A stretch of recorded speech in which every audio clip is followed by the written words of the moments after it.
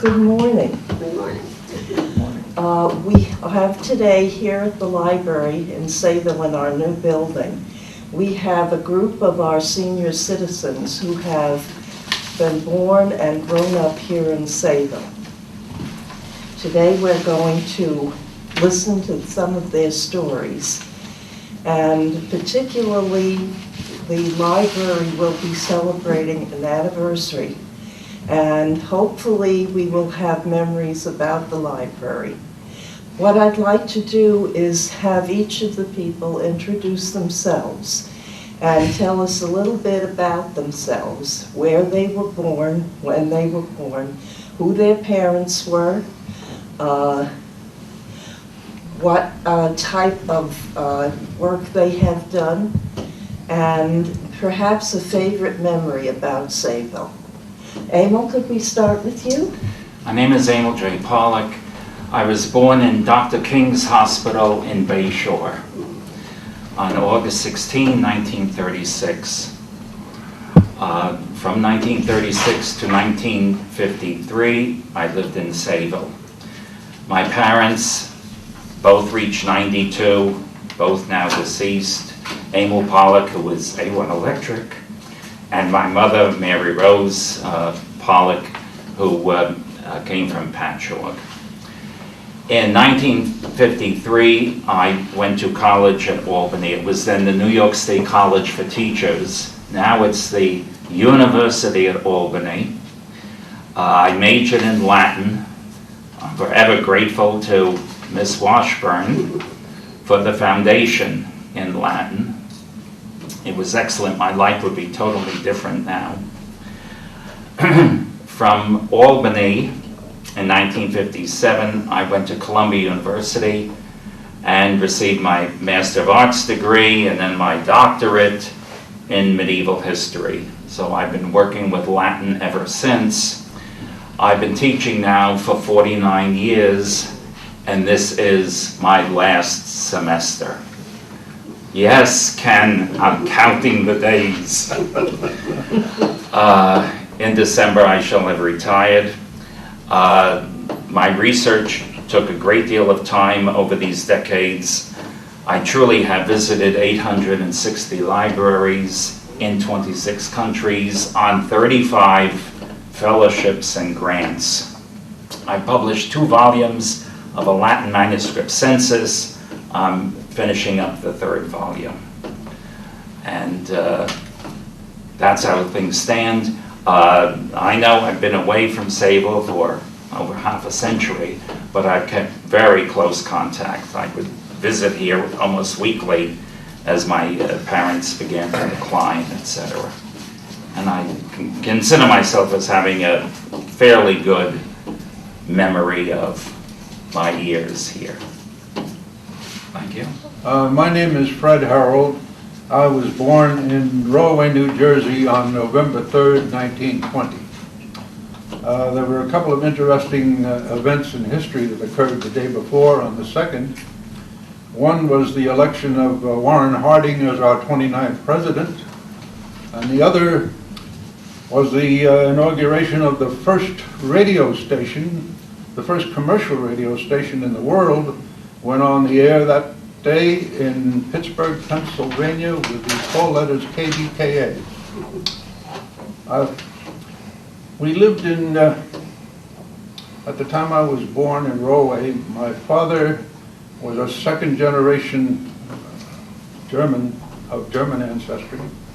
My mother was born in Ireland, came here as a nanny around 1910. My father, by the way, rode a bicycle from Brooklyn to Belport to Porter and made the round trip many times. When, after Rahway, we moved to a rural area in Pennsylvania across the river from Narrowsburg, New York. We came to Sayville when I was 4 years old, and I've been here almost continuously ever since, with a couple of breaks. From 1940 to 1946, I was in the U.S. Navy, and after I retired in 1991, after having worked for 53 years, we moved to St. Croix and only visited here in the summer. In 2006, we reached the age of high maintenance and moved back to Bayport. My wife is a girl from Brooklyn. We celebrated our 60th wedding anniversary about 3 weeks ago. And that brings us about up to date. My father was a carpenter, and we would, a couple of times when I was a child, we spent the winters in Florida. He worked there and the summers here. I started in old 88 in 1926 in the first grade. Graduated from the high school, which at that time was next door, in 1938. We have 3 children. We have a son in Patchogue, and a daughter in North Carolina, and a daughter and 5 grandchildren in Arizona. That's about it for me. My name is Stanley Thuma. I was born in Bohemia in 1923, and I also, my mother and father were also born in Bohemia. That's they were born there, and I worked as a commercial fisherman, and also went into service in 1942, and put a shipping commission there, and my rating was electrician mate first class, and after I was discharged in 1945, but just before I was discharged, I married my wife over here in 45. We're still having a good time, and then after that, just like I said, I was a commercial fisherman, and I fished, I believe, till 1980, no, just about 4 years ago. So I'm a really old-time man on that ocean. I loved it very well. And here in Sayville, I graduated in 1940 out of the Sayville High School, and over in Bohemia, well, I'll just say this much, which is very strange. Up in Bohemia, we started first grade. I never knew what the English language was, because up in Bohemia, all you heard was the Czech language, and that's all you knew. And between that and there, I graduated out of grammar school in 36 and 1940 out of Sayville High School. And I'm still here going strong. So, my name is Thelma Thuma, and I was born in Patchogue, and I lived in West Sayville all my life, except for 1 year I lived in Sayville. I was born in 1927. My parents were Mary and Matthew Hook, and I graduated from Sayville High School in 1944, and I worked in Percy Hook's insurance office. He happened to be my uncle, and I retired from there in 1992, and just stay active in the community. And my one fond memory of old 88 is I went to kindergarten there, and one of my teachers was Miss Edwards. I don't remember if it was Clarissa or Belinda. I had either one for kindergarten and the other one for first grade in the Tyler Avenue School in West Sayville. But when I was in kindergarten, I didn't know how to tie my own shoes, and the teacher made me sit in the hall in a great big rocking chair until I could tie my shoes. That's about it. Okay. The only teacher I remember from old 88 was a Miss Holman, who was my first grade teacher. I remember several from the high school. My name is William Brady. I was born in Sayville in 1922. I have a picture of the house I was born here. You can pass it around and look at it if you want. And my father came over from Ireland around 1985. My mother was born in Oakdale, and both my mother's parents, they were born in Ireland, and they came over here in 1887. My grandfather was 18 years old then, and he took a job working for Commodore Bourne in Oakdale, and he worked there until just before 1900.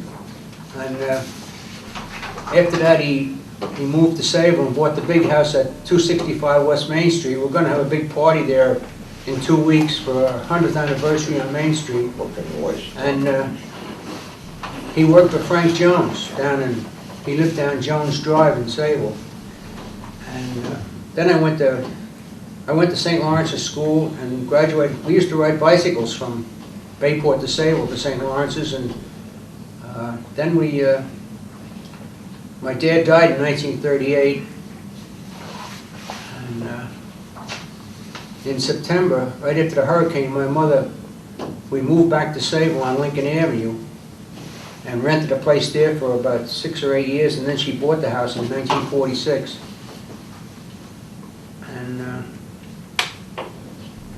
And I graduated in 1941 from Sayville. I entered Bayport High School in 1936, and some of the subjects I took in Bayport, they wouldn't give me credit for when I come to Sayville, so as a result I had to spend 5 years in high school.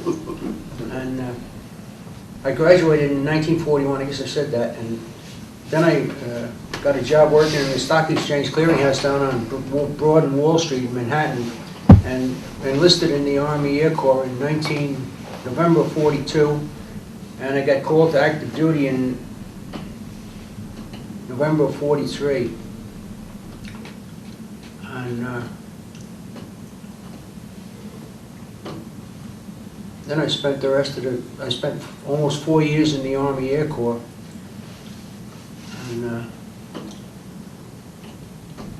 then I came home, and one Sunday evening, I was walking down Main Street in Sayville, and I walked into the movies. You could walk in for free after 9 o'clock at night.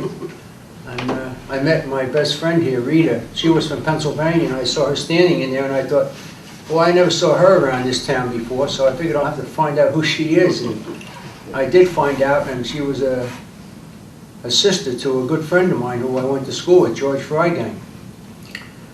And we got married, and then we lived in Bayport for a couple of years. And then we lived there 2 years and moved back to lived in West Sayville since 1949. We've been living there ever since. We have 5 children and 17 grandchildren. We have 7 great-grandchildren, and they've all left this area, and there's only one left now, so I figure it won't be long before they go too. So that's all I have to say, I guess. What was your mother's maiden name? Nora Costigan. Yes, from West Main Street. Yeah, right. Here's a picture of the old house here I have. Yeah, it's really, that's something. Is Mr. Freigang still living? No, he died he's dead 2 years now, I guess, right, kid?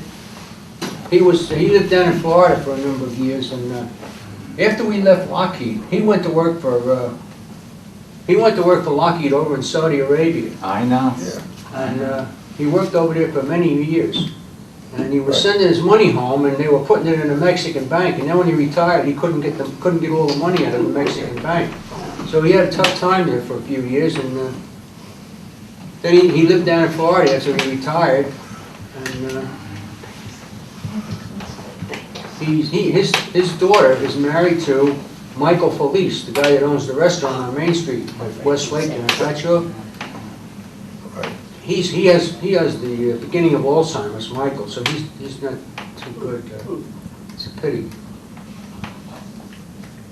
But I can also remember the Bayport School burning in 1926. That's about the farthest back I can remember.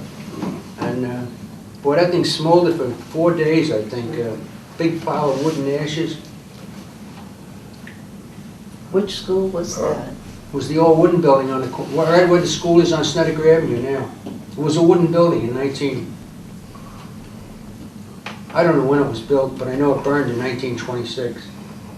And then they moved down to the White House on Fairview Avenue in the Bay, Oh, okay. that big building on the corner there. Yes. And they operated in there for, I forget how many years. Then the kids burned that, I guess, after World War II sometime. Can we now give a few words about our experiences at the Sayville Library? I was thinking about the 1940s. I would make visits there, and there was a very, very dear lady at the counter. I'll never forget her, Margaret Lachlan. Oh, sure. Yeah. What a dear soul she was, so helpful and all.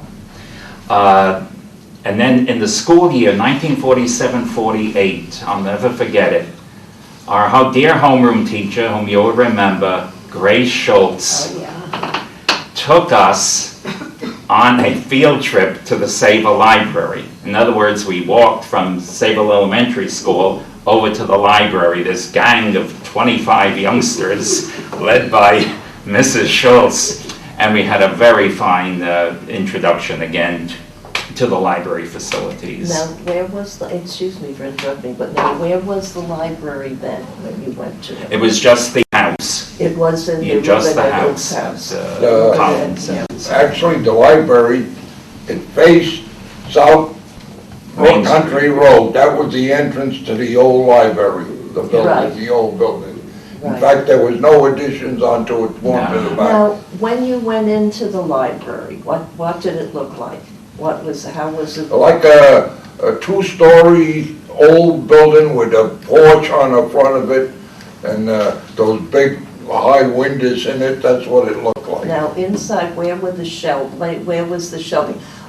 Worked in the library in the 1960s, and we still had the house, but I'm curious as to what it looked like when it was first being used. Well, Inside. it looked like an ordinary house. That's what it looked like. Inside, Stan. It looked like a Inside, little house, walking into. Big rooms, big high ceilings and big rooms. They were, like you had the old time houses when they built them real big.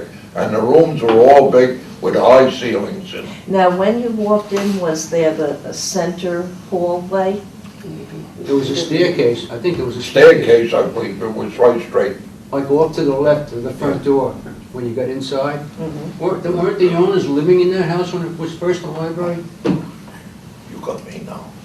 I can't think that far. I know what, because we were kids when we went to the library. I mean, that's, we're talking now, 1928, 29, that's when we're talking.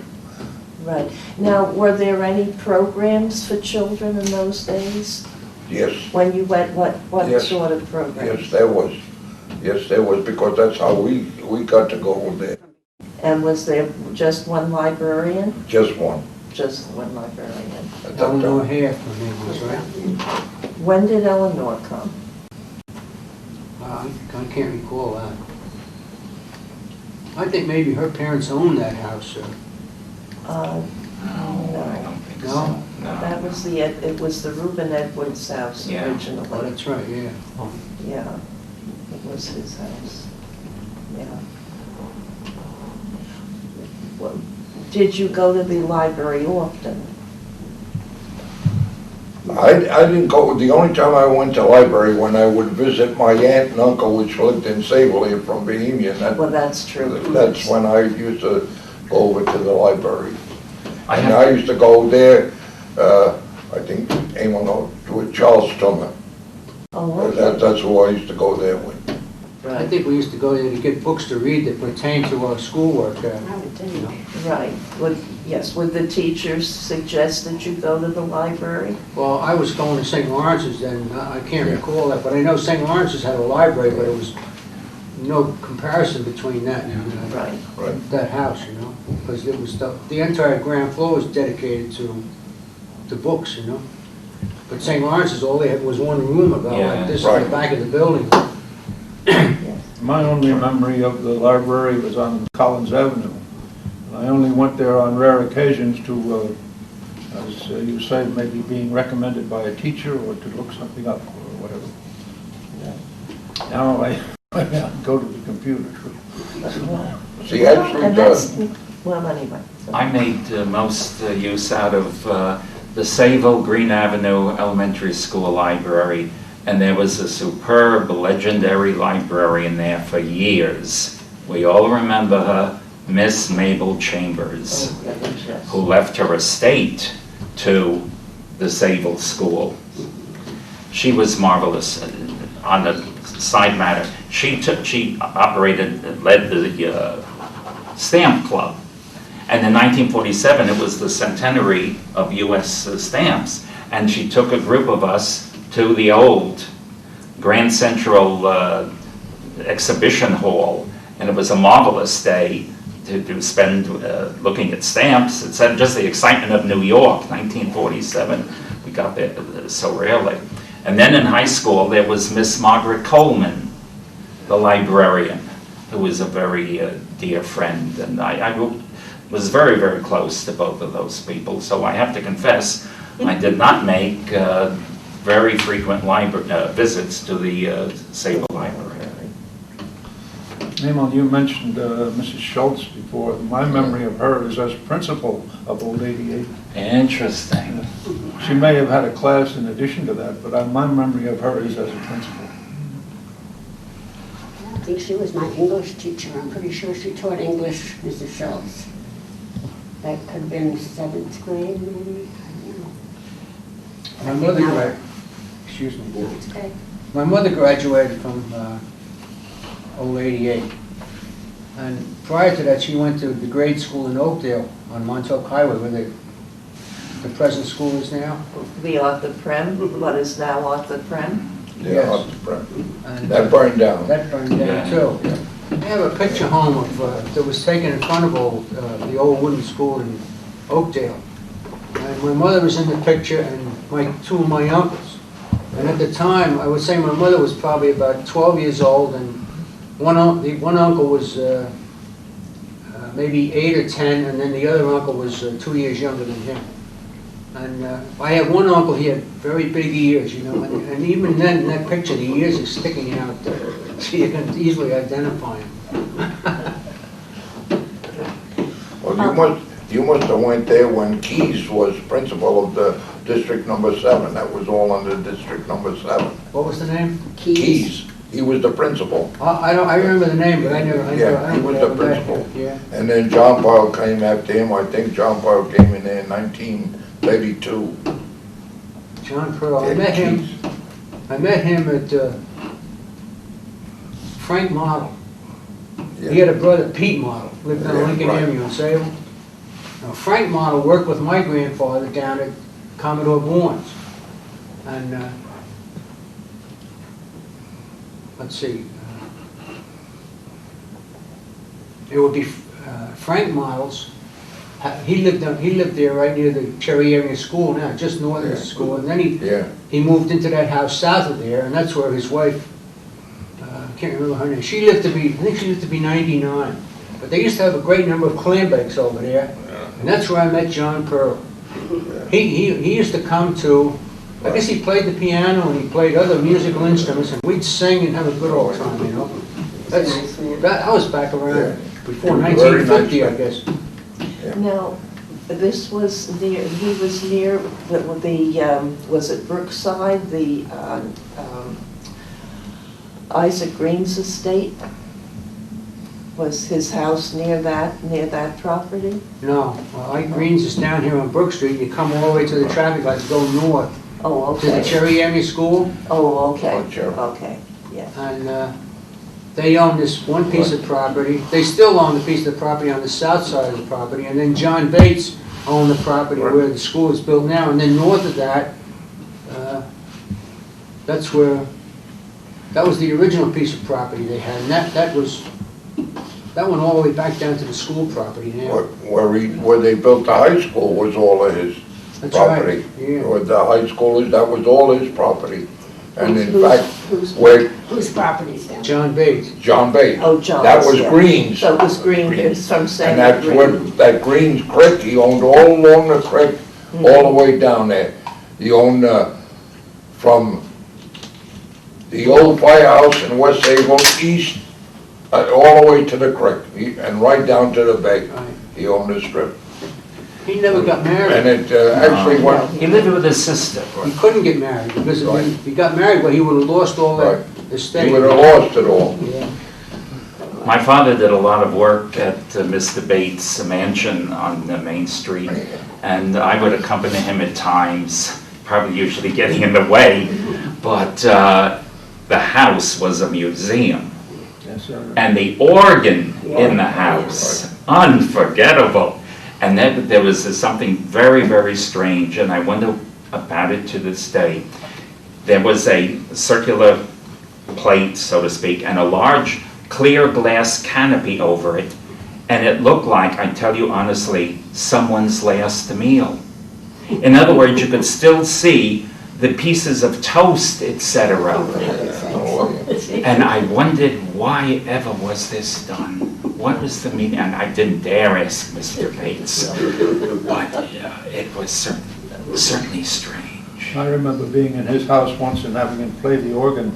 Very nice. I was a friend of Charlie Dickerson, who was Yes. the self-appointed historian of Sayville, and he took me there. He was a friend of John Bates. He just reminded me of something on John Bates, when he says over there he never got married. There was also another person, she would have lost all her estate if she got married, and that was Louise Okus. That was where the town has that Yes. place now on top the hill. That was Jake Okus's, his child. And if she ever got married, she would have lost everything just like John Bates. That's the way it was wrote up in the will. Oh, my goodness.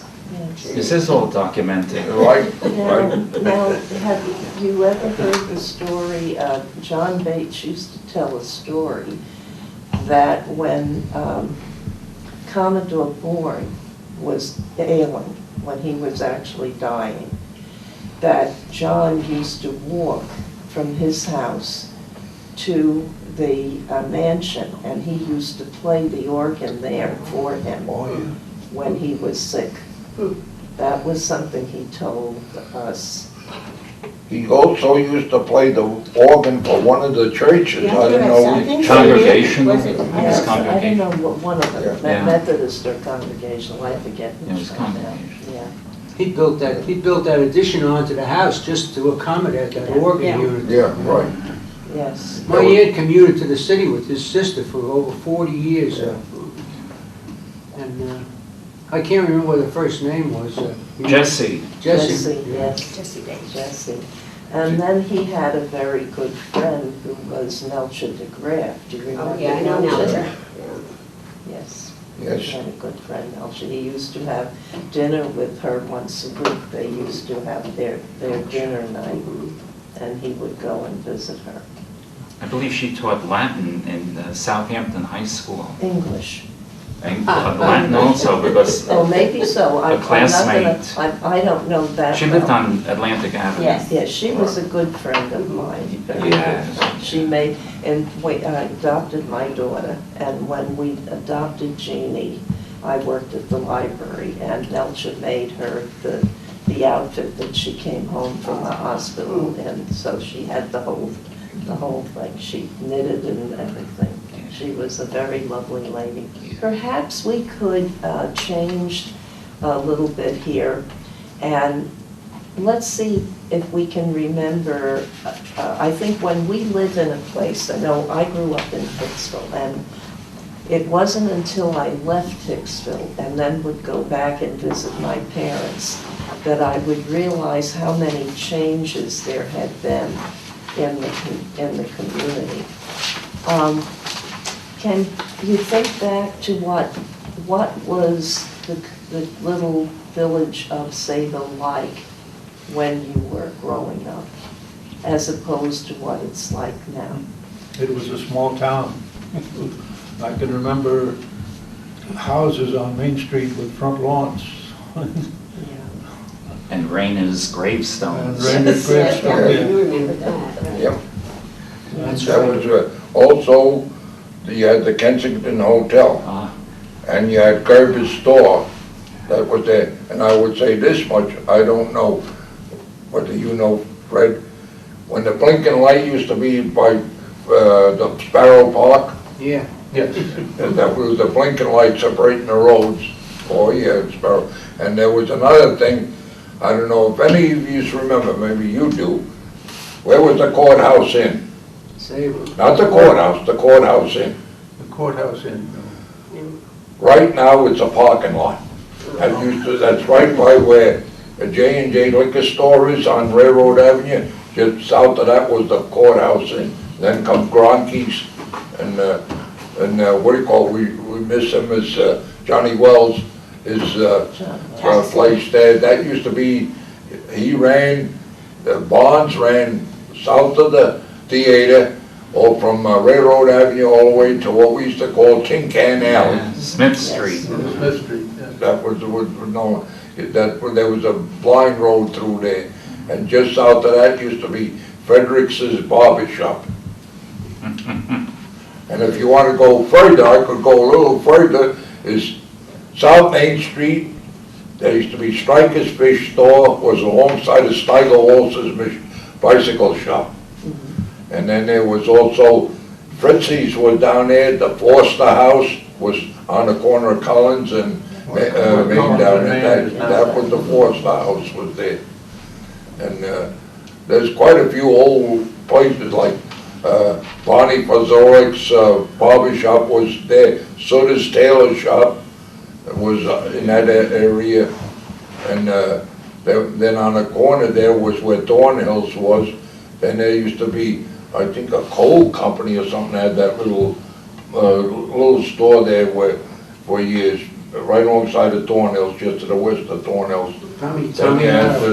You had Harry. And Beers, Candy Store, Beers, Ice Cream Parlor. And then you had the old Aldrich House that used to stand just past Collins's liquor store, which would be where about Crickett's is right now.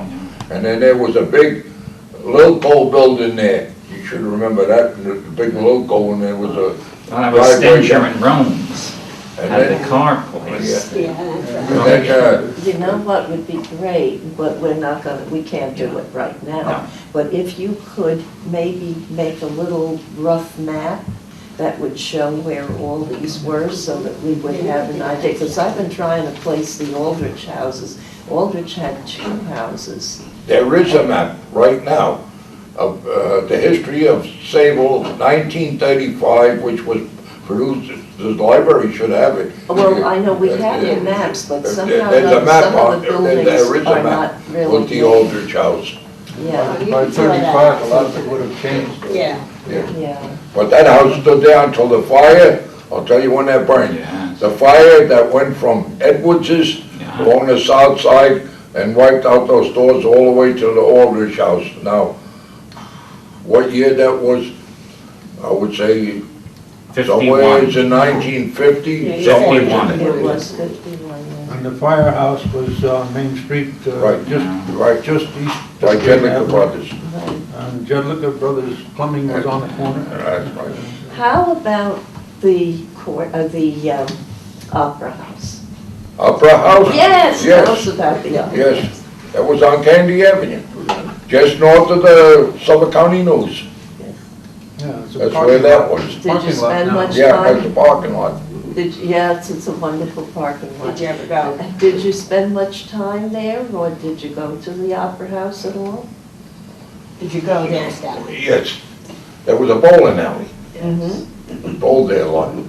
And That also, I believe, I may not be right, but I believe the Resolute Hose Company was in that Opera House. Yes, yeah. They were.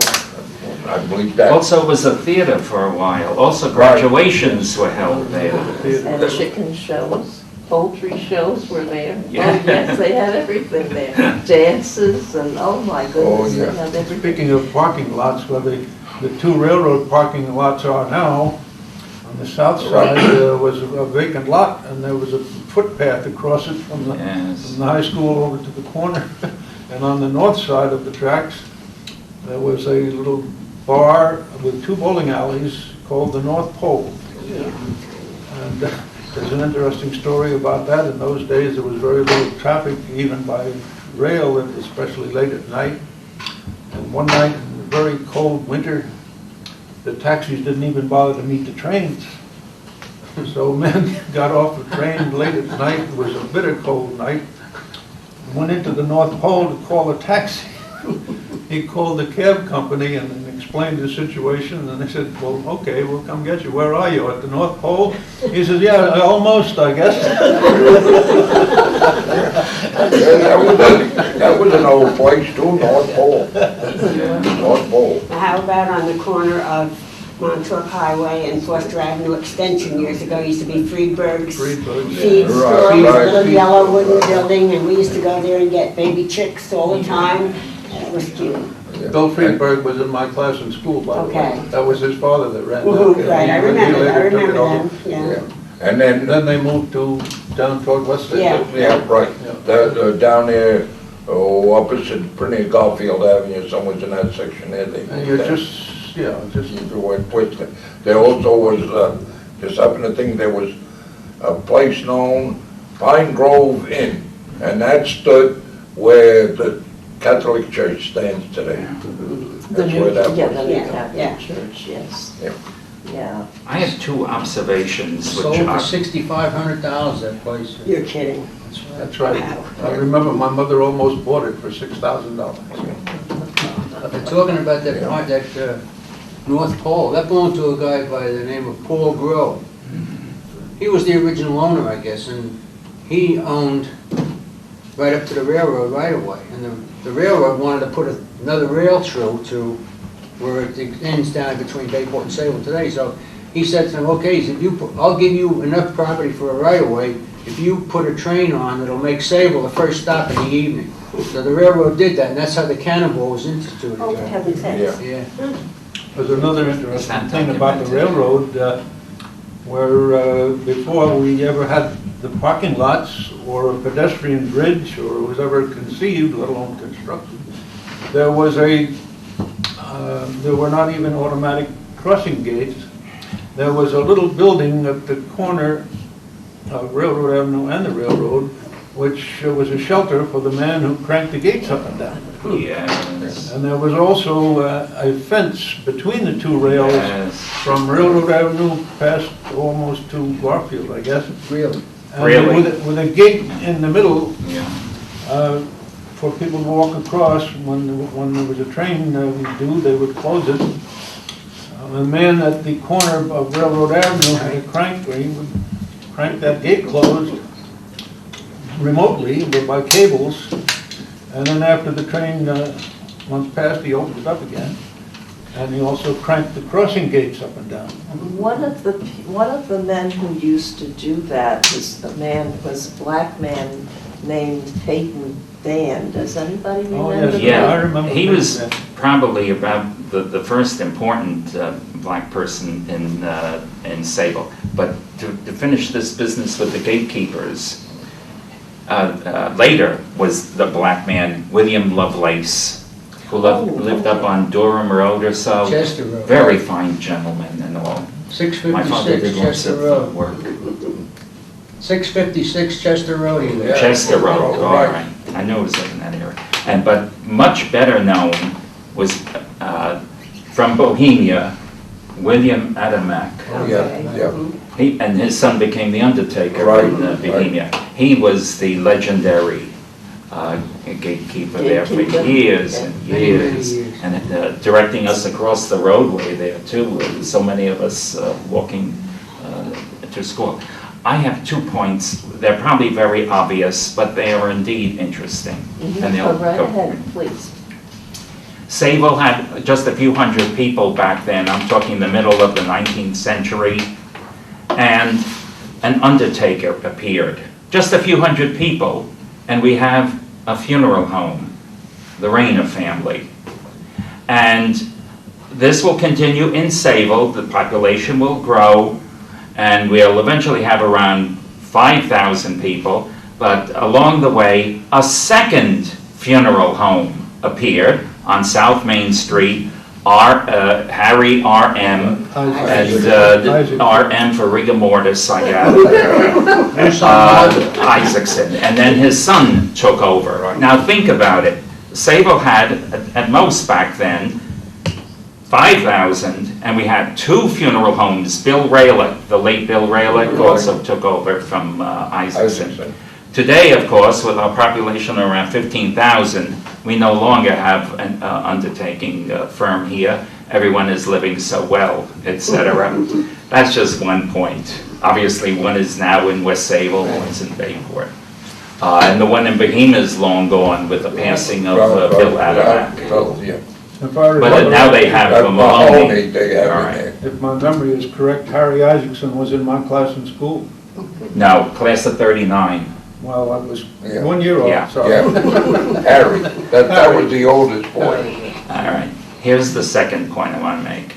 Again, we had such a small population back then. We went from hundreds to, again, a maximum of 5,000. And listen to what I'm going through.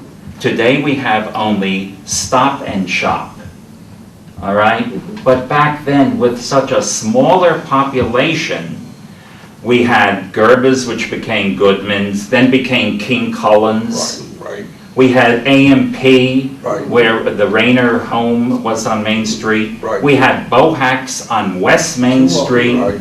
and on Railroad Avenue, who can ever forget Bill Mass and Pepe Reither? Next door practically, Garbarino's, also the community meat market, Right. and across the way, it closed though in the 40s, the Schmiedels, Bill and Ozzie. Wasn't it Oswald? And then further down the other end of Railroad Avenue, some must remember here, Bill Paffrath, Right. who had a general market.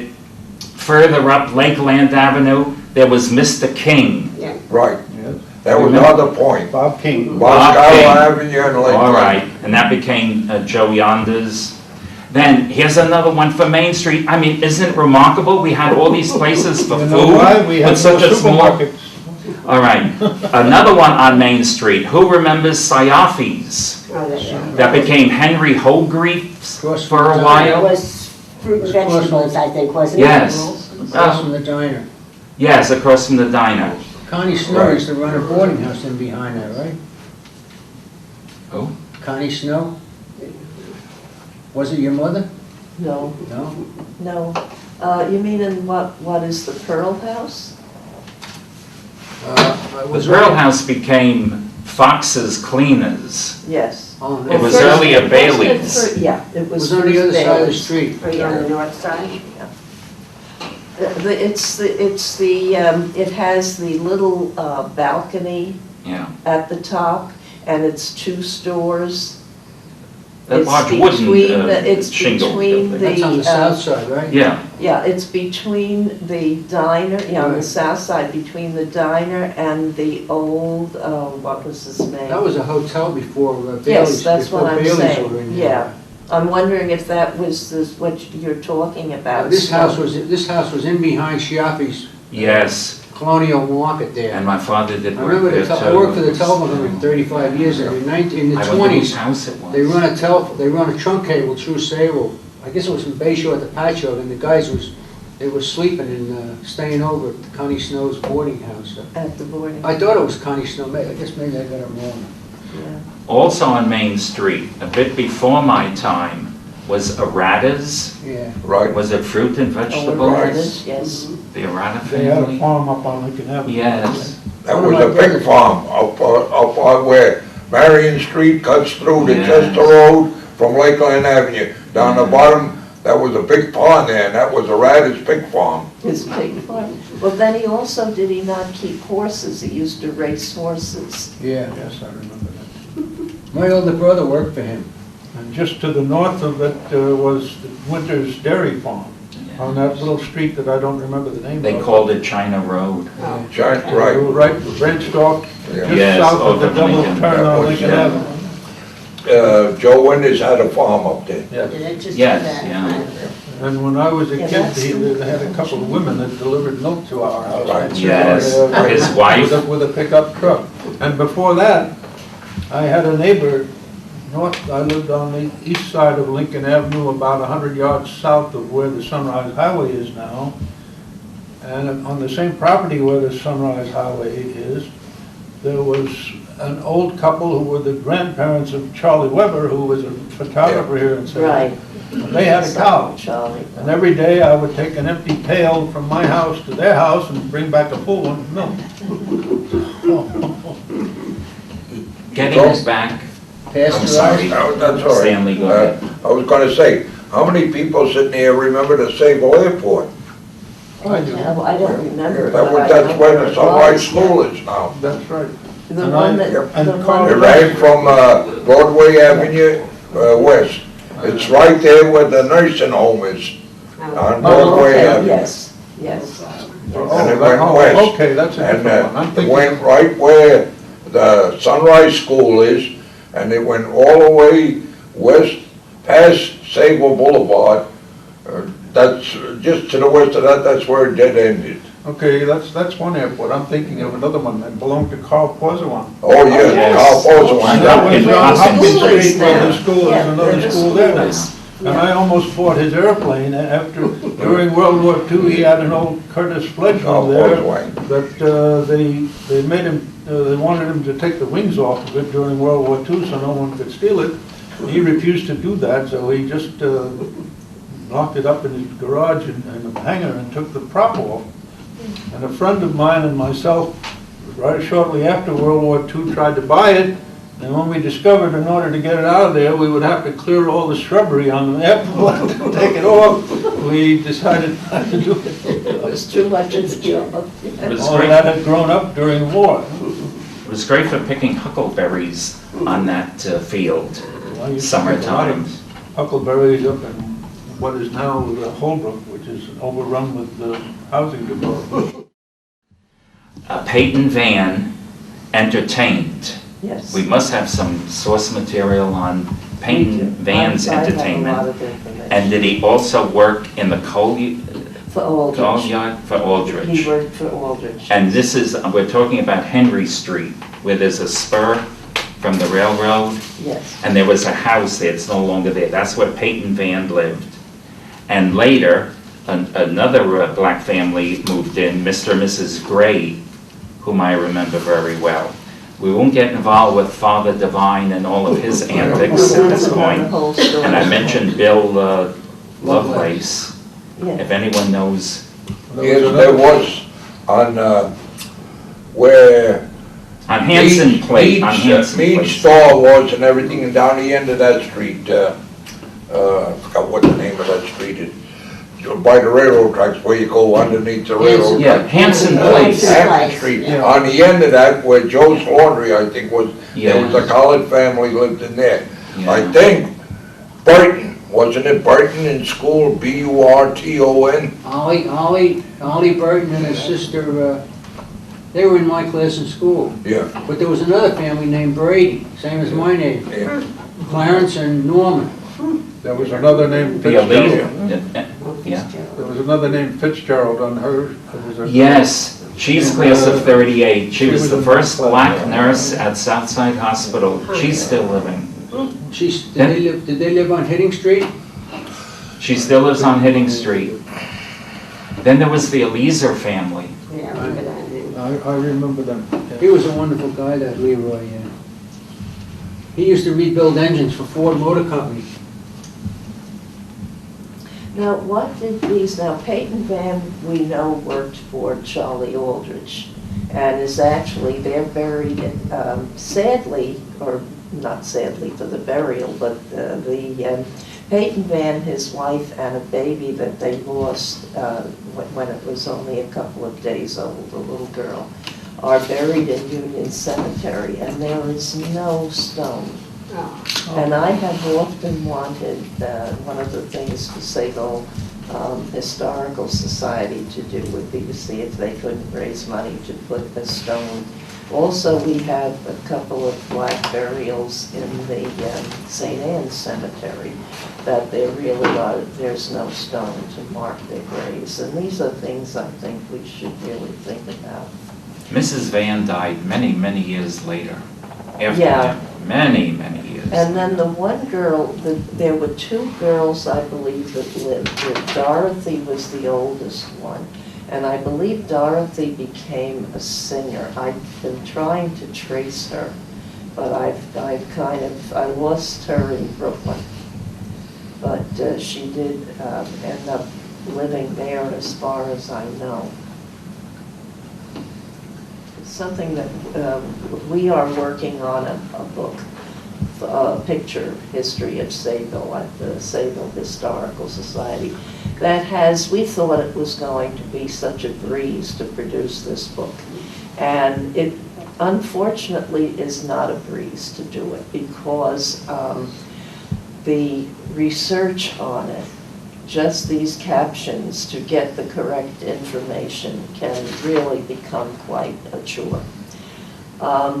one of the things we're working on now, and I have a question for you, actually, that remind me after we do this one. We are working on Riviera Park, which was originally the estate of first E.R. Wilbur, who was the founder of Field and Stream.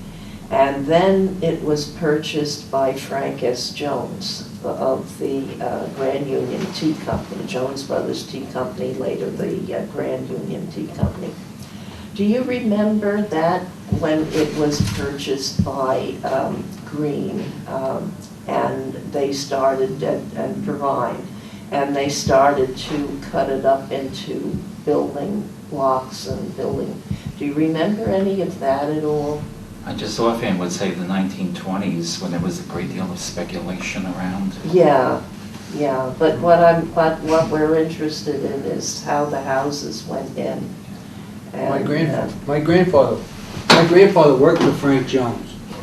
And I would say it was from sometime around, Oh, yeah.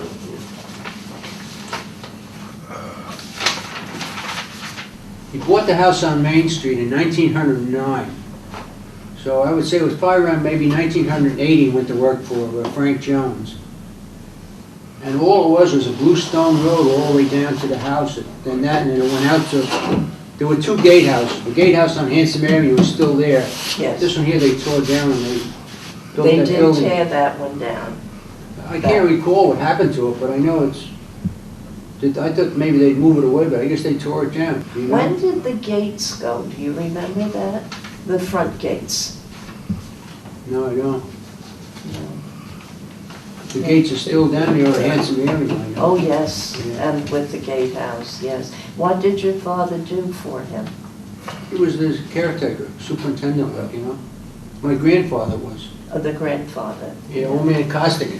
He's the guy that, he came over here from Ireland in 1986, at 18 years old, and he got a job working for Commodore Bourne. Then from Commodore Bourne, he come to Sayville around 1906, I guess, to work for Frank Jones.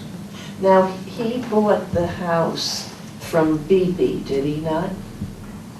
The oyster person? I don't recall that. Yeah, I think it was his house. I know the house, after he worked for Commodore Bourne, he worked with David Shea after that. Oh, that was the second husband of Jones's daughter Maud, She related to Doug Weston, I think, right? mother. His mother? She was his mother, yeah. One of those roads was built there when Van Rankens were down there. Who And was- Van Rankens is pretty as old as Jones's place down there, so that used to be right on the creek there, and I believe that road that ran from Handsome Avenue straight down to the creek was when Van Rankens built their place there. Now, just who were they? The Van Rankin, yeah. I know who they were, The Stanley. father's name was John. I don't know what they did for a living or anything, but they were very wealthy people. They were in the dye business. I don't remember the name, but In the dye business. In the dye Yes, business? the material. Oh, He had two okay. sons, John Van Rankin and Robert Van Rankin. Right. And he had a daughter named Muriel. And Muriel used to call up my grandfather's house looking for my Uncle Jim to talk to him and make a date with him. And my two aunts would say, oh, he's not home. And Uncle Jim would be down the back someplace, you know, and Jim would lose the date. She was very modern. Yeah, right. Wow. They had money, you know, so when you got money, you could do anything you want, get away with it. So They were very wealthy. that's right. They were millionaires. My father worked a lot for them, and they were obviously excellent customers as an electrician. Okay. Fond memories of the Van Frankens. For a while, there was one fellow in my class, Freddie Van Franken, and he had a cousin, Bob Van Franken. Was there a Jimmy Van Franken? In any case, they were only with us for about a year or two, and then they'd go to some private school in Locust Valley or somewhere. Right. We saw very, very little of them. Do you remember the Van Frankens? Yep. And there was a daughter also. She too, They would make brief appearances in the Sayville school and then go. And Freddie would come in on Monday and say, "Oh, we were at a New York play Saturday," and we kids didn't know what all of this meant and all. And he said, "You can't imagine the cuss words that are said on the Broadway stage." And well, and that was back in the 40s. Now, what they think. Little did the old fool know. Then if you go along the shore, you had oyster businesses. You had the Ackley Oyster Company, the Heron Oyster Company, and I did read there was another one in there. There was about 3 oyster companies. They ran from, I would say, Handsome Avenue all the way east to Browns River, along there. And then came the 38 hurricane, opened an inlet and changed the salinity of the bays, and that destroyed the oyster industry. There we have an opening there. What about the 38 hurricane? How many of you remember that, and how, oh, great, and how it affected? Bill, do you want to start on that? Well, I was going to Sayville High School then. As I said before, my mother had transferred us to Sayville schools after my father died in January. And I remember we come out of the south door of the building, the old building that's the college or whatever it is today. And the wind took the door out of my hand and slammed it back against the building. I thought, boy, I'm really in a pack of trouble now, because I figured the door was going to come off the hinges. So Dick and I, we hopped on the bikes and we're going down Green Avenue. And Everard Case is the school, he's a town cop. He's the crossing guard in front of the German church there, the Lutheran church. He says, "Where are you kids going?" I said, "We're headed home." He says, "Get over to your grandfather's house and stay there." So we went to my grandfather's house and we stayed there all night. And then I remember it was bad between then and 5 or 6 o'clock, I guess. And then it came back again around, I don't know, it was 8 o'clock, blown in the other direction that night. I guess that was around 9 o'clock, but we stayed in Sayville all night that night. And it took my aunt 45 minutes to go from Bayport to Sayville. There were trees down. I remember McConnell Avenue was one of the streets that was completely blocked. I don't know how she finally got through, but I know it took her 45 minutes to make the trip. And then there was trees uprooted, the roots were 10, 12 feet in diameter. And we didn't have no chainsaws in them days. And I remember Elmer McKee, he was our neighbor on Lincoln Avenue, and he was a foreman for the highway department.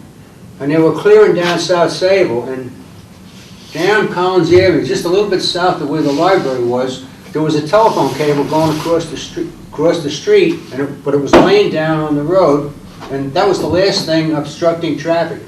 So Elmer says to one of his workers, he says, when there's nobody looking, he's take a pair of bolt cutters and go cut that thing in half and pull it off to the sides of the street. And that's a federal rap, But they did it and got away with it. They were sure, hopefully they were sure it was a telephone wire and Yeah, not a but wire. we cut wood Saturdays and Sundays for months after that in Bayport, I remember. And I remember Manton's had a tractor for cutting the grass, Judge Manton, and somebody had a tilting arbor cordwood saw, and we used to hook that up to Manton's tractor and cut wood all day long, Saturday and Sunday, and pile it up, and then people would burn it, But it was, if we ever get another one like that around here, it's going to be a disaster. Yeah. It'll be worse than 38. Where was that, this is something I just thought of, the water, how far was it flooded? The farthest I remember it came up Forster Avenue as far as Irwin Street. Really? Yeah, As far as Irwin Street, yeah. Oh my goodness. I don't remember how far it came up in Bayport. We lived in that house it's just on the east side of where the big white flagpole is in the park, the house just east of that. Yes. We lived in that house, and that property ran all the way down, and then down to the canal, and then it went out to Morgan's big house on Ocean Avenue where my father worked. And The flooding. I can't remember how far up the water come there. We probably weren't allowed to go too near the Right. place. How long were the schools closed? I don't think it was too long. I know when we moved to Lincoln Avenue the weekend after the hurricane. The hurricane was on Thursday. We moved to Sayville on Saturday and Sunday. Oh, my gosh. And Wow. my mother, we had a milkman, John Mullen from Holbrook, Tioga Dairy. Yes. My mother borrowed his big rack brother truck to haul all our furniture to Bayport. And my brother Jim, my brother Dick, George Menz, he was a neighbor in Bayport. They were riding the truck back and forth to Bayport, dumping the stuff off and coming back. And on the way back, they'd stop at Harry Ashenbrand's Oakwood Inn, and they'd have a couple of beers, you know. And my Uncle Jim and somebody else in Bayport couldn't figure out what was taking so long to make the trip to Sayville and back. So, Go ahead now. 38. 38. That's one of my... Okay. I was in old 88 in 7th grade. And if you don't think that building shook and rattled and rolled, it was really, really scary. And I lived in West Sayville, so we weren't allowed to go home to West Sayville. We all had to, everybody that was from West Sayville had to go home with somebody from Sayville that lived closer by. So I went with my friend up to Manton Street, and then a post office truck came through, and he said, I could take you home. So I hopped in this post office truck, and he took me to Rollstone Avenue in West Sayville. And my mother's trying to hold these old-fashioned garage doors shut, you know, that you had to close them this way. And it was really scary. It was really scary. We were without water and electric for 3 weeks, I remember, on Lincoln Avenue. We had an electric pump, so consequently we didn't have any water, you know. Oh, okay. We had a hurricane in St. Croix, Hurricane Hugo, that hit Charleston very hard. Charleston got all the publicity, but in St. Croix, it wiped the island out. We were without power for 4 months. Whoa. How old were you then? Well, 16? What I remember about the hurricane, I was in Sayville High 89. School, and they would not let any of the out-of-town kids go home. We stayed right in high school. And if you people remember, back in the high school was all those pine trees that were where the tennis court used to be. Yeah. And those pine trees were snapping off like they were toothpicks, the way it was going through there. And just like I said, they didn't allow us to go home at all because they didn't allow the buses on the road at all, and we had to stay right here in the high school. What did you do? What we done, we sat in chairs in the rooms and just Talk to played me. games and talked, that's all. That's what you did. I mean, as far as the windows, you didn't go nowhere near a window or anything like that. Who They was your kept us home? right in the rooms. Who was your homeroom teacher, Stan? That was Cobb, Miss Cobb, that was the library in the school. Cornelia Cobb. She was pretty Cornelius strict. Cobb. That was the homeroom teacher. She was pretty strict. Yeah, she was. She had all the majority of the out-of-town Okay. was on the second floor, I believe it was. I remember 3 of my high school teachers. One was my homeroom teacher, Helen Rogers. Yes. And then there was Doc Ingersoll and Pop Warner. Yeah. Yeah. Those are the 3 that I remember. And Doc Ingersoll lived to be 100, he died in Florida. Wow. Yeah. I He don't was a know- piece of work. Yeah, I don't know what happened to the other 2. The other good one was old Joe Bruce. Yeah, Joe Brucci, Good old Joe. he was interesting too. Let's go back a little bit in time. Let's go back to the 20s, to 1929, to the crash. Do you think, or as you remember back, Sayville was hit hard by the crash, by the Depression? Sure. My father lost over $25,000 at the time, I know. He was working for a guy by the name of John Hughes. He was vice president of the Steel Corporation. And he owned that house I showed you the picture of Yes. there that was on Main Street. And he had a seat in the exchange, so that's how my father got to accumulate the money, and then he lost it in '29. But, He had it in the stock market, yeah. yeah. I believe after that what you're talking about, the WPA come in here. 30. And I don't know if any of you people remember, they laid a pipe all the way from Green Avenue here, Main Street, all the way down to Forster Avenue, and right out into the bay, a drainage pipe. And that pipe is still there today. I remember that. And that was a WPA project, that was on the Depression. Now, they brought people in to do that, the WPA? No, No, local, they hired They mostly were local. local, Yeah. okay. The same And I think that was, at that time, that was something like 10 cents an hour or something like that. Yeah, but it was something. Yeah, but if you were Or making something. nothing, that was, They put drains on Lincoln Avenue at that time too, the WPA did that job. And sidewalks in That's right. Sayville, I remember. Yeah, with sidewalks, And curbs, and drainage. I remember think my they brother-in-law, he used to say, his father worked for the WPA. My father was dead at the time, and my mother had a hand laundry business. And Frigan, he used to say, oh, he says, they say that stands for we putter around, that WPA. But I can remember my mother, with the hand laundry business, I can remember one week she cleared $80. That was in the summertime. She was catering to all the 10-cent millionaires down south of Sayville, you know, in Bayport. Some of them people would bring, it'd be nothing for them to bring 5 or 6 baskets of laundry on Monday morning. The chauffeurs used to bring it, you know. It was, she did quite well with that hand laundry business. Hard work, but, yeah, but she was able to work. and then she died, I think she was 67 when she died, That young was all because of pick the and work. shovel. Yeah. I can remember the Depression very well. Up until 1929, we lived very well. My father was a carpenter. As I say, he worked on Long Island in the summer and in Florida in the winter. And I remember coming back from Florida after having gone to school there, that when I, going back into old 88, they would put me back a grade just until they were sure I was up to speed, and they'd put me back where I belong.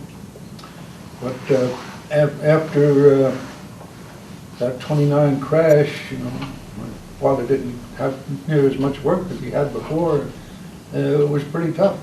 Yeah. And he died in 1935 on my birthday, and then my mother had it tougher than that for a while. Yeah. So fortunately, after my brother was 10 years younger than I, and after she got him out on his own, things were a lot better for her. But up Yeah. until then, she had a tough time too. This makes me think of still another thing. What were your first jobs? What was the first job you ever had? The first job I had was in Central Islip State Hospital on a night shift. And I remember coming off the night shift, which was from 12 to 8, I think, at the time.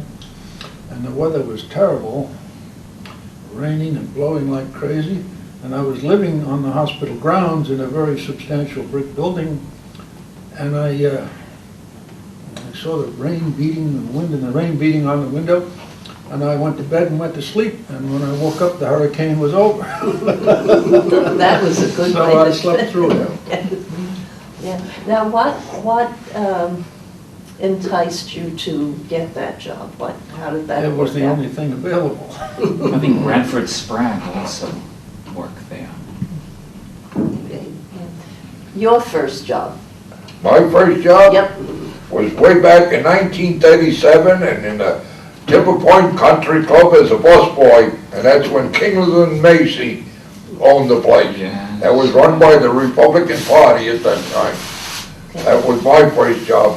Then afterwards, I graduated out of high school here, and I went up to work in Bridgeport, Connecticut for GE, General Electric. Now, how did you come by that? There was, you guys should know, there was Wally Rockland, Edwin Hauserbaugh, and myself. We went up looking for jobs, and the only place we went to look was up in Bridgeport, Connecticut. We put applications in every factory you could think of up there, and it happened that I was the only one to be accepted for a job.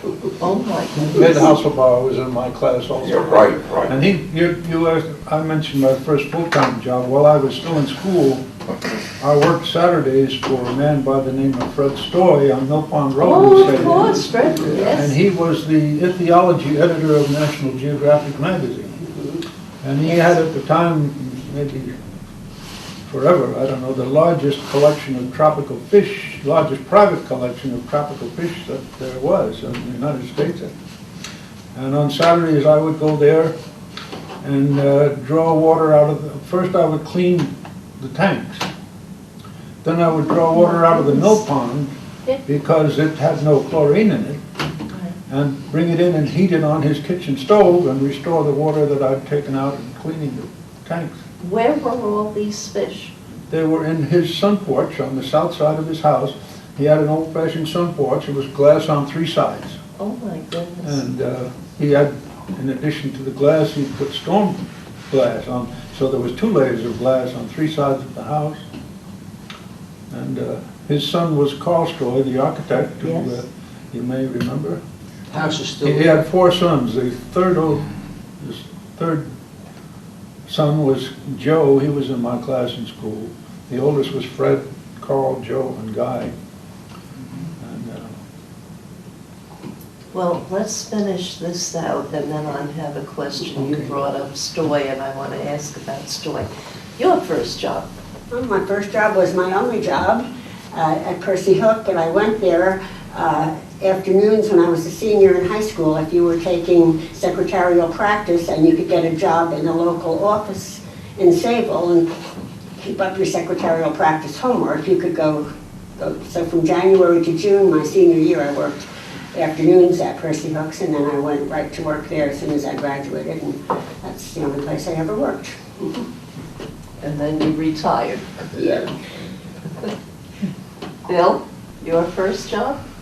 I was a freshman in Bayport High School, and I had a good friend, Philander Miller. He was a noted wood carver. He lived in Bayport, and he was working for Dr. Rice on Middle Road. And he said to me, "Hey, Bill," he said, "they're looking for somebody in Todd's estate to work." So I was playing soccer, I think, so I didn't go there for, I guess it was a week or more. And finally I went and I got the job.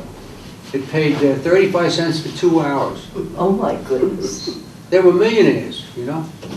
And I worked there for, I don't know, about 6 years, I guess. And then my brother took the job over, and I left. The reason I left the job was I got a job working for some woman who lived down in the Cove, down Pauline Avenue in Bayport.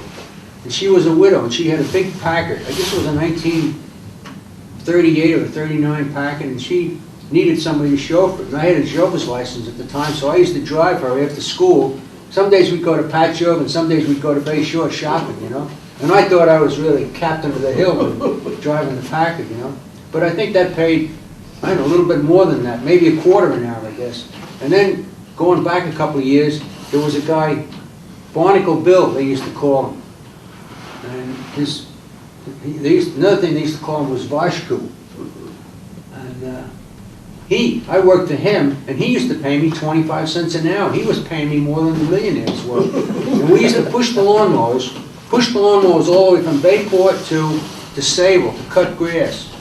And he was a drinker, so we used to stop in the Howard's on the way, and he'd have a couple of beers, and I'd have a soda or something, and we'd go down and cut these grass spots down on Forster area, and then we'd head back to Bayport and stop at the Howard's on the way back to Bayport, you know. Another place I used to go was from Todd's. We used to dump the garbage from Todd's in the Bayport dump between Oakwood Avenue and McConnell Avenue, north of Academy Street. There was a big dump in there. And then we'd go from there to Gene Ammons. And the caretaker of Todd's estate, he used to like to have a couple of drinks, you know. So we'd go to Gene Ammons this would be around 5:30 or so. And I remember every time my wife cooks a chicken now and the chicken is dry, I think of all the hors d'oeuvres they used to have on the bar in them days, because Gene Ammon, he had turkeys and pheasants and geese and everything. They used to cook that stuff, and they'd put it out on the bar for these drinkers to come in the afternoon, you know. Yes. And my friend Barney Laughlin says, "Oh, Bill," he says, "they were always, only the professional drinkers hung out in them places, you know." Barney says, it was great that we were associated, our parents were associated with millionaires, you know, because we never knew what the Depression was, actually, until my father died in '38. And then it got tough. You worked for 35 cents an hour for 2 hours? I did a lot better than that. I got a quarter an hour plus my lunch. What's the limit? You done better than that? I got a nickel an hour. But you got to play golf. Yeah. Emil, you haven't shared your first job. Well, I guess it's while I was working on my doctorate, and I began teaching at Brooklyn College. That was in January of 1961. Although I did help my father through the years, but I probably got in his way more than anything. You must remember A1 Electric. Right. Right, I know. And, he had a very successful business all those years. And he would recollect how tough it was in those 30s, if I may say, how many people never paid him, etc. Galvarino and Joe Fiala used to say, if the people that live down south of Main Street paid me, I could retire. Yeah, good old Joe. You probably remember the Coleman. He was a wonderful person, Joe Fiala. Coleman, yeah. Earl Coleman, his son. Earl Coleman. John Coleman. John. Well, Earl was in my Yeah, class in Earl. school. Yes, he's still living in Florida. I guess so. don't know, I would assume so. The old man had a building in the Fox. That's where he had his office, in the Fox building, when he was an electric contractor. You Yeah, guys in the know where Grand the Central Fox- building. Where the Rabbi Fox, Sparrow was. Yes. Fox building was Yeah. just to the east of where the modern diner is. Yes. Oh, there too. That used to be known as the Fox building. Oh, okay. And I remember I mentioned the building, there were several buildings along Main Street that were just old houses with Yeah. several steps. You'd walk up to a front porch Yeah. and Right, and then was the front Well, door. some of them, like the Dickinson house, that was moved back to Center Yeah. Street, or in the middle, there it is. And then there's another one that was also moved around to Center Street. The first one that came to mind was on the corner of Railroad Avenue and Main Street. On the northwest corner was a pool hall. Well, that was early Terry's general store. Well, I Early remember on. there's a Oh, pool really? hall. W.J. Terry, going way back. Then there was another one that was a hardware store just further west. Next to Terry's. It was Jeski's, right? Jeski's, Yes, right? Keith. No, Jeski's no. became- Jeski came, this Yeah. was, if you remember where, in the building that's there now, I think is a variety store, but before that it was the Ehrenberg's Pharmacy. Then there was a driveway there then, and just east of that driveway, the first building was also a hardware store run by an old man whose name I don't remember. Not But it was Decker. one of those Decker. where you climbed 4 or 5 steps up to a What front was porch it? and then went into a house, and it was a hardware store. Decker, What that was sounds, it? Decker, that what sounds was like Decker? it was Where a... Edgar that driveway Decker. goes through. Now, Yeah. we were talking about, you were talking about Fred Stoy. Now, Fred Stoy was came over to Sayville from Germany to join Ludwig Batterman, who was the first superintendent of the wireless plant. It was, at that time, Telefunken. Then at the time we entered the war, it was taken over by the United States Navy. Do you remember the wireless plant at all? Very well, yes. I And- also remember Ludwig Batterman, his son was in my class in school. Oh, tell us about him. Let's see, his name was William Batterman. We called him Billy. He was one of our gang. I Didn't don't he remember become him. the foot doctor? He that- became a, yes, Billy called him a Batterman. chiropodist or something like that. Lived on Green Avenue. Mhm. Yeah, and, but what do you remember about the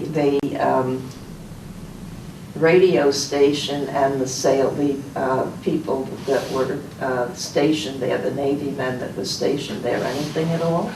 No, that would have happened after I was already in the Navy and I was not living here at the time, so. Okay, I remember it was me and Arthur Oranger. He worked there, and he started a radio shop in West Sayville. After oh, he actually worked there, Orange? he was in the Navy, yeah. They're talking And there about was the also wireless. a very large radio station out in Rocky Point Yeah. with Oh, about yes. a dozen The wireless- towers, a couple hundred feet high and stretching for a half mile or more. The wireless was McKay's. was owned by McKay's That was afterwards. later. Tell us about, Later. what do you remember about that? What do you remember? Well, Any- that was when, actually World War I, the Germans built that, Yes, the radio station there. And then, government walked in and took it over, our government. But, all I know about it is that, yeah, Okay. there was a couple of people, then when they closed that up, the wireless, the government had it at the McKay for a while. I don't know how long the government had it. And then McKay moved up to Brentwood. mm-hmm, He had a place up there, and then he went to Riverhead from there. McKay's did. They had, in fact, the towers are still there. That's the Riverhead and Riches Road. As you come down, it would be on your right-hand side. It's up in there. That's where McKay's is today.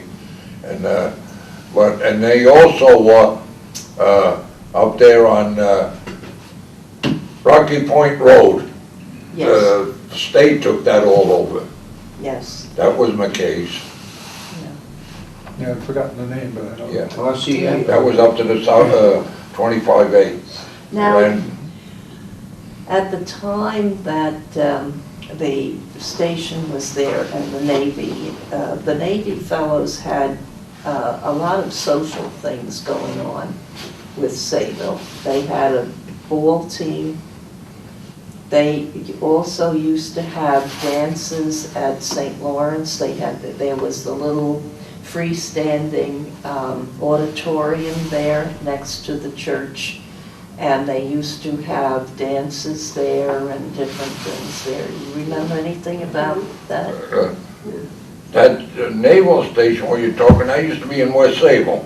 Yes, there That was a was on the naval. end of West Avenue, and there was a hospital there with it, combined together. Okay, And that was on the end of West Avenue. well, that And- was First And a World lot of War. those dances, what you're talking about, were held in the Opera House, Oh, in the Opera House? right? Oh, okay, Yep. They held them in St. Lawrence's auditorium too. Yeah, that's what you said. yeah, yeah, well, probably in both, but, and did any of the, do you know if any of the girls in Sayville married any of the men from the, That I couldn't tell you. Yes, that happened, but I can't recall, I can't recall names now. yeah, But one of the men, and now we're talking about World War I, well, I started World War II, but we got to World War I. because one who was at the wireless around World War I was Roy Kronk. Oh, okay. Oh, yeah. And he married in Sayville Grace Rako, R-A-K-O-W. And they had one daughter, and I've heard that from Tootsie Campy that she's gone, and that's June Kronk. And they had a son too, though. She's still alive? No, according to Tootsie She was in my Pazicka class in Camp. school. Right, yeah. Roy was They the, had a son, Hans Kronk. No, Was that's it a different- Cronky. Oh, That's a oh, that was a yeah, different yeah. one. Okay, This is I'm sorry. C-R-O-N. I'm sorry. Oh, CRO. C-R-O-N. I'm sorry. They're in Union Cemetery in the They're in the, Rico oh, okay. You plot. mentioned Tootsie Camp, that was a nickname, her real name was Adele. I know it, but for me, she's always Tootsie. Yeah, Tootsie. well, she always was to us all the way through school She's also. been great. That was the only name we knew about. When she's gonna be 89 or so. Well, I will be too in another 3 weeks, so. Well, now to go back, okay, where are we? Where we were around the Depression and so forth, really. How many of you remember the orphanage that was opposite St. Anne's? I went to school with several. No, that's what I did I'd like too. to hear. What? Let's The home talk across the about street from our that. but that was one, it was like 2 dormitories. One was for girls and one was for Right, boys. Right. Now, did you, if you were friendly with the children there, did they invite you to come to visit them I there? had Sunday dinner there once. There was a girl in my class, Anna Prankert.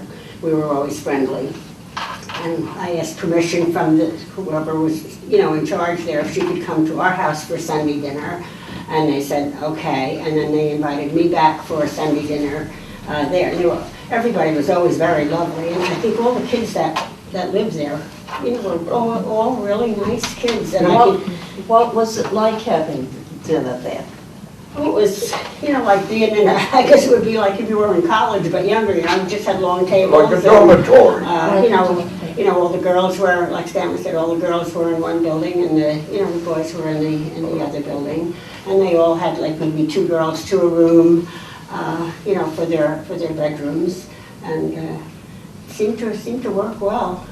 And they all paraded across the street every Sunday to St. Anne's, and Father Bond used to be strict with them. Father Bond used to line them up on a Sunday morning outside, and they all used to march across the road to the church every Sunday morning. Oh yes, he was. Were those buildings originally for Yes, for an orphanage? Ida Gillette gave, originally the property belonged to Dr. Brush and Russia, Dr. Brush. yeah. When they both had passed away, they had a son, and he died he was, I think, in his very early teens or just prior to his teens when he passed away. So when the property was given to Ida Gillette donated it to the Christian Charity Foundation to become an orphanage. The reason being at that particular time that the orphanage in Brooklyn had burned and was no longer usable. So Ida thought it was a good idea if the children were able to come out to the country. And that was why then first the boys' building was built, the girls' building was built, and then the boys' building. And before the boys had a building of their own, there was a little house there. And the walk to the little house is still there. And that was where the boys lived until their building was finally put up, which was not too long after the first one. About what year would that be? Pardon? About what year would that be? Oh dear. I would say the late 20s, early 30s, somewhere in through there. That's the best guess I could come up with. All that I really remember of those buildings, again, helping my father, we were in the basement most of the time, and the plumbing there was done by Jedlickas. I'm telling you, it was a work of art. All of those brass pipes and these tanks, and I never saw such fine workmanship. The Jedlickas should never be forgotten for the superb work they did. It was just overwhelming to see. your father worked for I didn't them. know So sorry for that. that we knew that. I thank you very much, that's one of my relations. They put the heat in that old house I lived in Bayport. And I remember all the pipes, even the pipes in the basement were painted with black enamel paint. Wonderful job. Jedlicka Brothers owned where the bank is now, Capital Bank, and all the way back to where your foot doctor is, what's his name? They owned all of that. They had all kinds of buildings there. They were also tinsmiths. That's They were right. besides plumbers and everything, or they made everything in those buildings down there. Everything they made. Did they not live upstairs in that store? Arthur Jedlicka lived upstairs. Okay. He lived upstairs in the place. Because I recall Eleanor Hatch telling me that she used to pick up one of the, she'd be walking to school from her house on Collins Avenue and Edward Street. She would walk to Jedlicka's, pick up one of the Jedlicka girls, and then they would walk to school together. Yeah. Another Many family, years ago, that Jedlicka Brothers. another family that did beautiful work were the Basins. Oh, yeah. The masonry. Yeah. Yes. Oh, yes. Adel Basin. Well, that's the later one. Yeah. The early family lived on Lincoln Avenue. and they had access to the sand pit, which would be way to the north of the mill pond. And, yeah, well, they did the post office and countless Right. other, Right. the real post office. The real you know. post office. And they, in the early 1900s, well, 1910, 1912, those, the style of architecture became stucco. And the basins were very adept at stucco.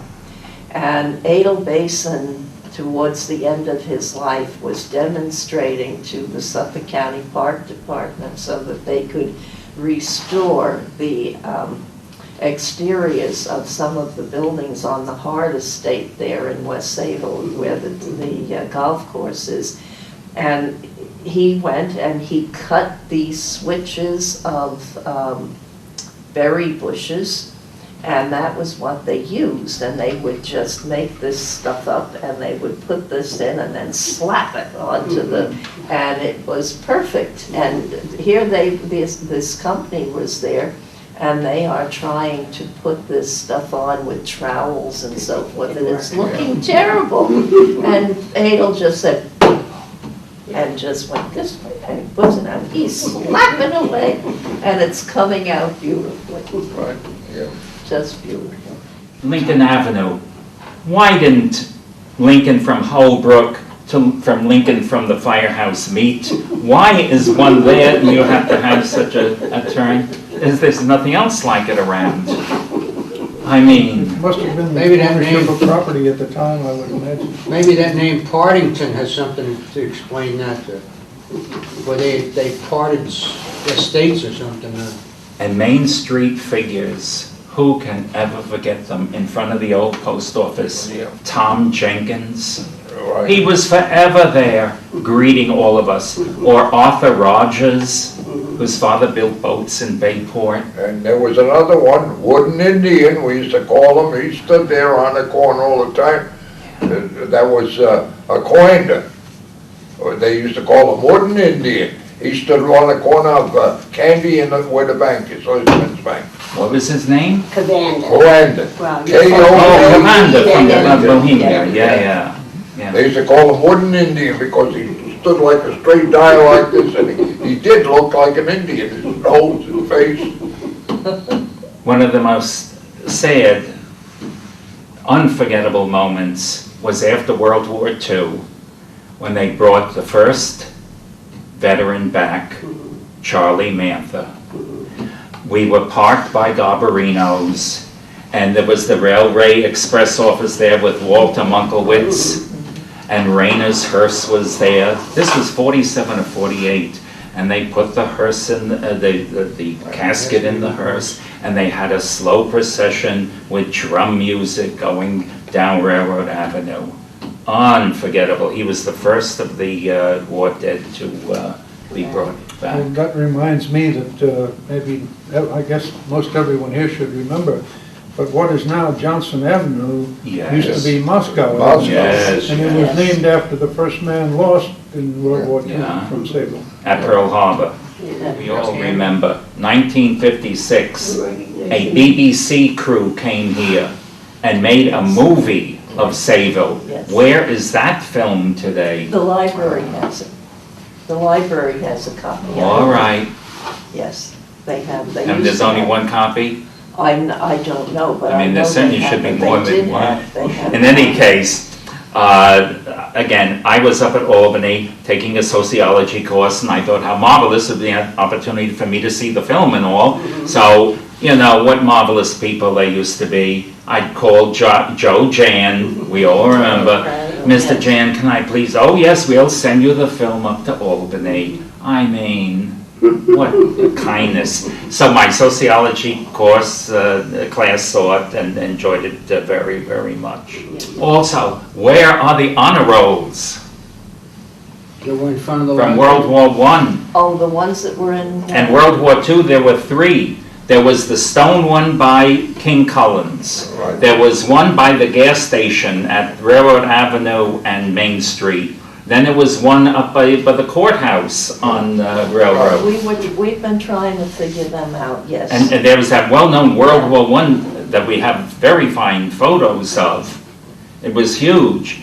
Wasn't it around Green Avenue and Main Street, opposite the firehouse? Then I thought someone in some old New York, Suffolk County News, next to the firehouse there on Main Street. Charlie Weber Ogres. tried tracing those for quite a while, but they're among the missing. Wow.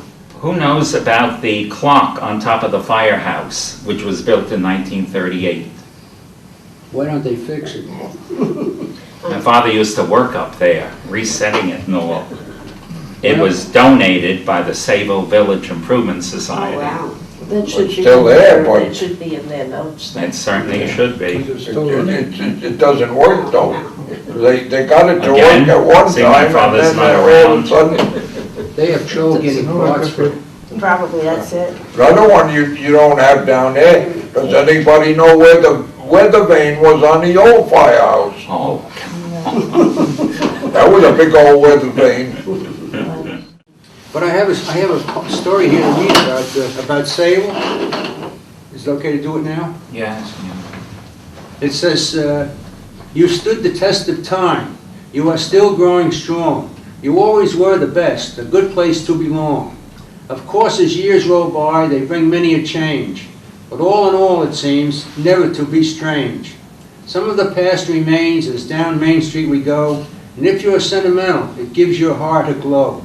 Gone from the town are those who we will never forget, names which are etched in our memories yet. Batsons, Robinsons, Decker, Lemperts, Beers, Warren, Dickerson, Gerbers, Duryea, DePay, Jedlicka, gone. Fox, Staggerwalt, Beebe's, Munkowitz, Garbarino, Chinese Laundry, North Pole, Wells Taxi, and Lilco. Forster House, Kensington, Terry's, for both jewelry and book. Suffolk County Citizen, how great did they all look. Bohacks jumped around, as did the A&P. So did Oysterman's, now a bank called Key. So many names have gone, but many linger yet, and all remain as friendly as anyone could get.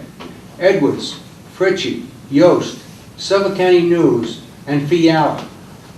Lake House, Thornhills, Rayners, Steins, and Priscilla Sweet Shop. Yes, Sayville, you're something special. Your folks, your stores, any street.